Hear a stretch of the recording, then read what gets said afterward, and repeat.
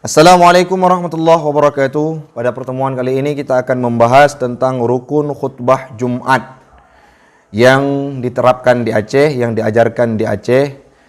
Bagaimana tata cara membaca rukun khutbah di Aceh yang dikemukakan oleh ulama-ulama terkemuka.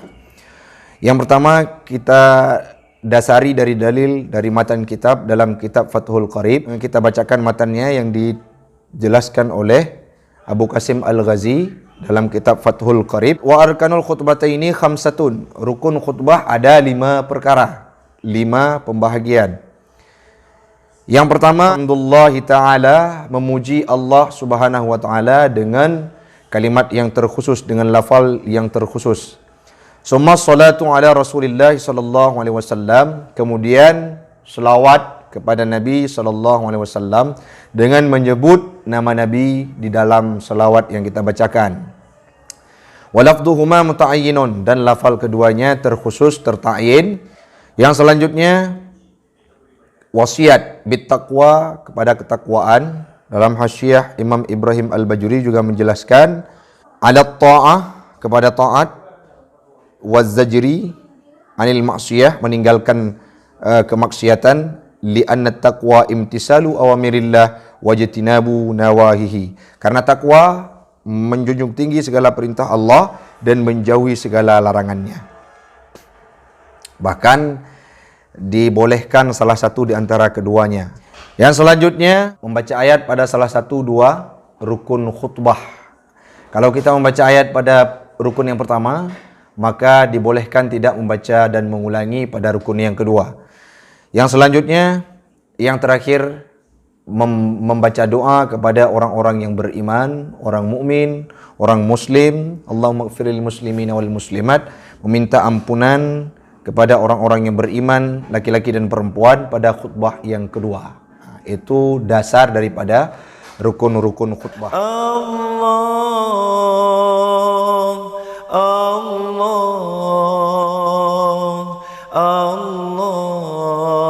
ya Allah.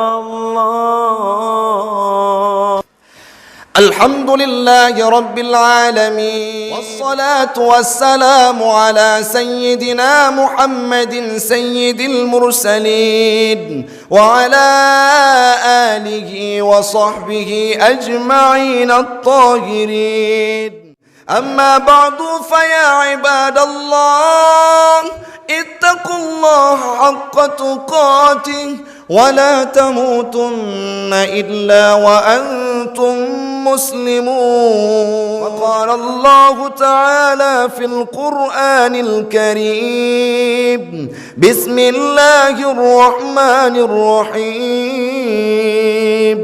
وقضى ربك ألا تعبدوا إلا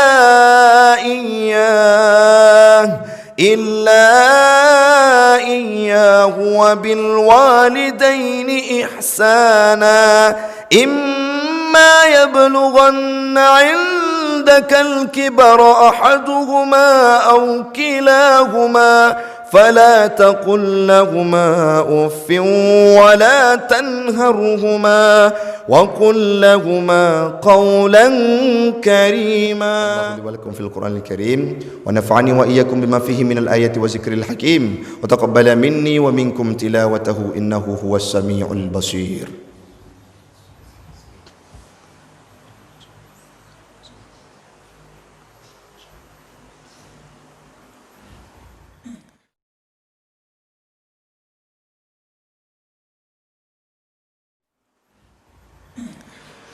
الحمد لله الذي أمرنا بالتقوى والآمنة وبالوالدين إحسانا والصلاة والسلام على سيدنا محمد المصطفى وعلى آله وصحبه أهل الصدق والوفاء.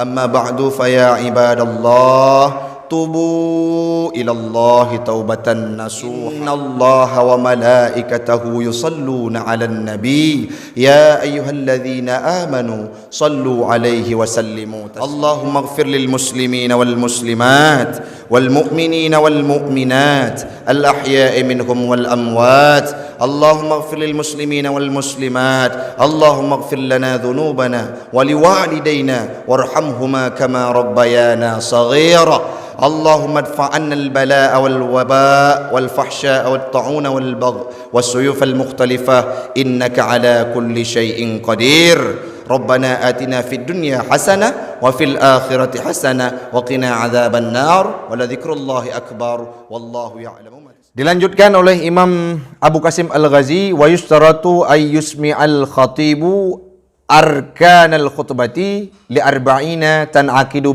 bihimul jum'ah. Disyaratkan khatib ini memperdengarkan khutbahnya kepada ahlinya Jumat yang terakad Jumat dengan mereka itu, yaitu berjumlah 40 ahli Jumat. Wa yustaratul muwalah, dan disyaratkan akan muwalah baina kalimati, di antara kalimat-kalimat khutbah, wa baina khutbataini, dan di antara dua rukun khutbah. Falau faraqa baina kalimatiha, seandainya terpisah di antara kalimat-kalimatnya khutbah, walau bi'uzrin batalat, sekalipun dengan uzur maka batallah khutbah. Kalau batal khutbah maka tidak dianggap Jumat, tidak dianggap rukun khutbah yang kita bacakan, sehingga tidak sahnya solat Jumat.